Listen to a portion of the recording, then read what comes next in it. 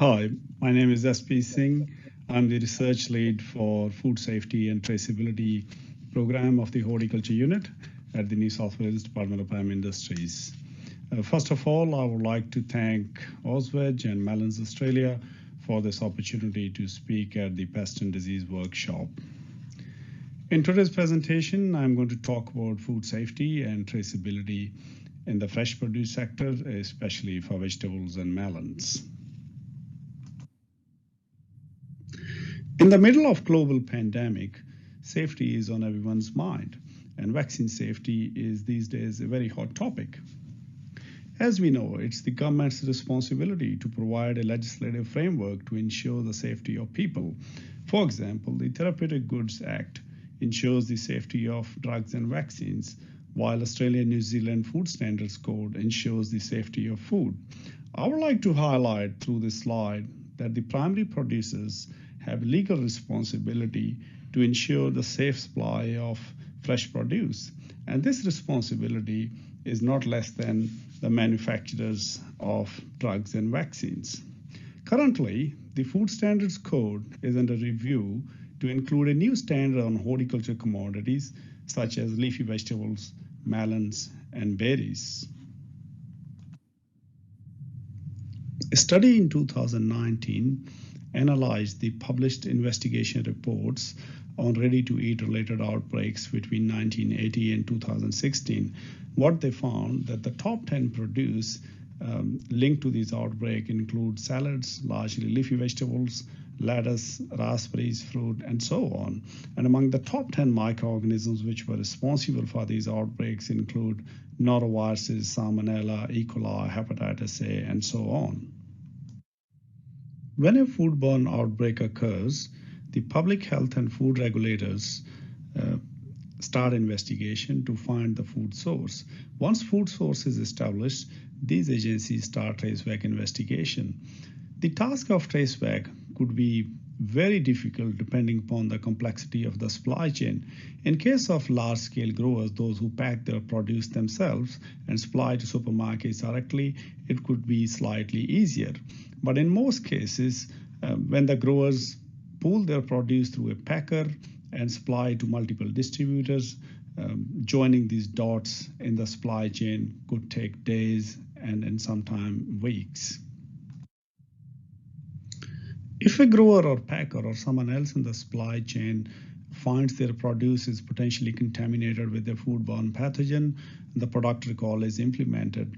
So to implement product recall effectively and swiftly, you need to have the systems in place to know the movement of the produce in the supply chain.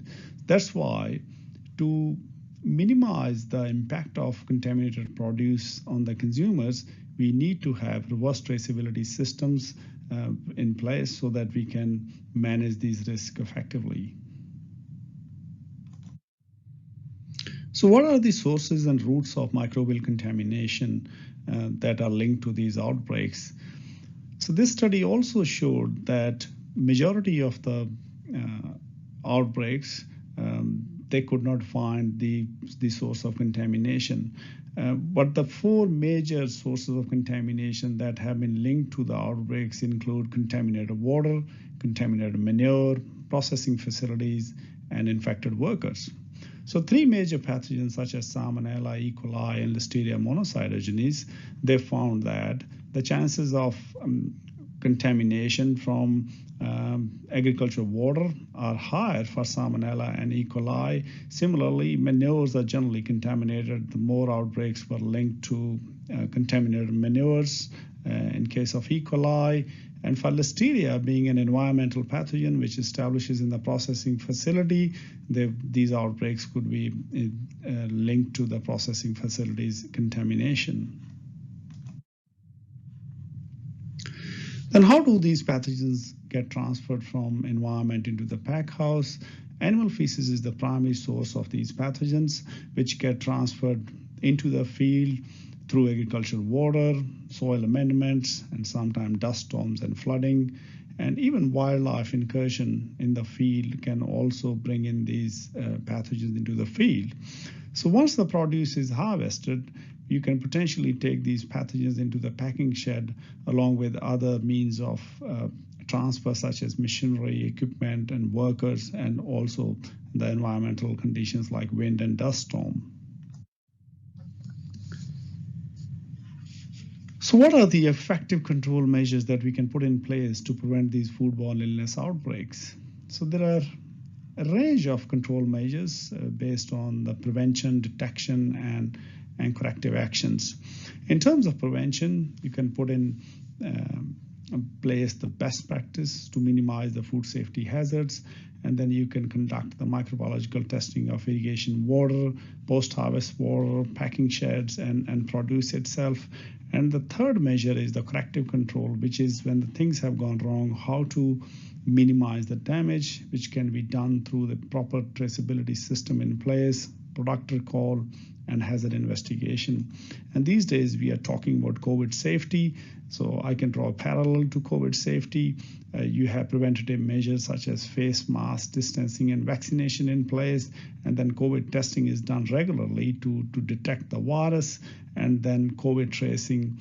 You need a good traceability system to trace and track the virus in the community. So there are a lot of similarities in managing the foodborne illness outbreaks in the fresh produce sectors and COVID-related outbreaks. So let's talk about the prevention measures that we can put it in place in the farm. First and foremost is know your location and region. As I said, that the source of most of these pathogens is the wildlife, livestock, and poultry, and other animal operations in the vicinity of your farm. You can potentially bring those pathogens from the neighbors into your production fields. And the second most important thing is the weather events, such as flooding, runoff, and dust storms. They have strong potential to bring those pathogens into your production fields. Second measure of prevention is to know your water and water source. As I mentioned in the previous slides, that contaminated water has been linked to a number of outbreaks in the fresh produce sector.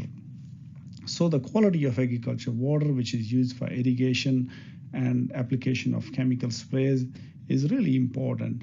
So in terms of microbiological testing, upstream contamination of your water should be considered, and the frequency and sampling of water should be determined depending on your water source and other environmental factors such as flooding and drought.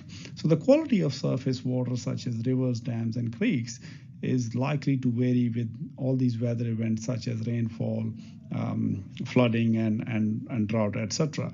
So the strict control over the quality of agricultural water is really a key to manage the food safety risks. Agronomic practices do affect your food safety. So what is recommended is avoid the use of raw animal manures, plastic mulch, drip irrigation, and windbreaks. They are known to reduce the risk of pathogen contamination in the field. At post-harvest stage, there are 4 key considerations. The first one is pre-cooling of the produce as soon as possible after harvest. Pre-cooling helps to extend the shelf life of the produce. It also inhibits the multiplication of pathogens on the produce surface if the bugs are present there. Thirdly, pre-cooling also minimizes the risk of pathogen infiltration into the produce. If warm produce is washed with cold water, there's a likelihood of pathogen infiltration into the fruit tissues. The second post-harvest element is wash water. Wash water has been linked to several foodborne illness outbreaks linked to the fresh produce. So it's recommended that you use drinking quality wash water for washing of the produce. As I also understand that several horticulture businesses, they do not have access to town water. So the investment in water filtration and treatment systems is worthwhile.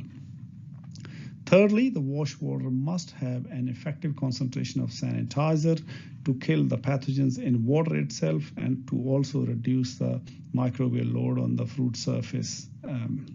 if there are any bugs present on the surface. Fourthly, the type of washing systems. We recommend that single-use run-to-waste system where you avoid the recirculation of wash water is the best to minimize any risk of cross-contamination. As we know, the pathogens along with your produce enter the pack house, but we just want you do not let them become the residents. So a transient pathogen is one which actually enters into your packing sheds. For example, in this picture, you can see the produce contaminated with listeria can enter your packing shed and just leave. We call it a transient pathogen. If a pathogen establishes in your packing shed, for example, on a conveyor belt, it will become a continuous source of contamination and will be a resident pathogen. So cross-contamination is an issue which is bigger than contamination. So we recommend that please do take effective measures to control cross-contamination, because this is what is generally linked to major illness outbreaks related to fresh produce. So to manage cross-contamination, pack house hygiene is critical. So we recommend that cleaning and sanitization of contact surfaces should be done on a daily basis. In terms of detective controls, growers and packers should not rely on the produce testing, and we know that the product testing is not the solution because of the low presence of pathogens and non-uniform distribution in your production lots. So the solution for food safety is in the process testing. So we recommend that the microbiological testing of soils, compost, and water should be done on regular intervals, and pack house environment should be monitored through a seek and destroy approach so that those environmental pathogens do not become resident in your shed. The third type of control is linked to traceability.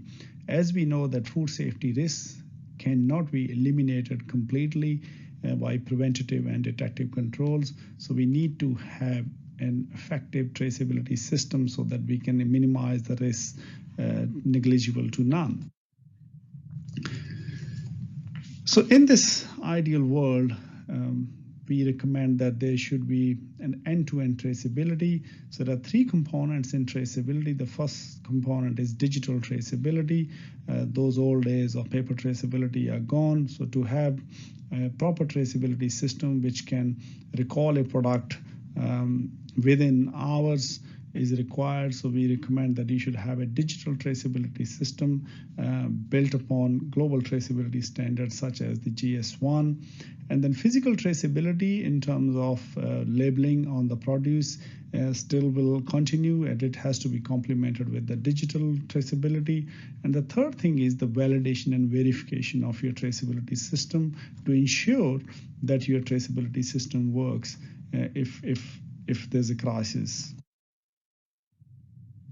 We have a number of resources developed from DPI. You can download from our website or from Melons Australia website for more information on food safety and traceability. And you can also feel free to send me an email or call me at our food safety help desk for any technical inquiries related to food safety. And once again, I would like to thank all the funding agencies and OzVeg and Melon Australia for this opportunity to speak. Thank you very much.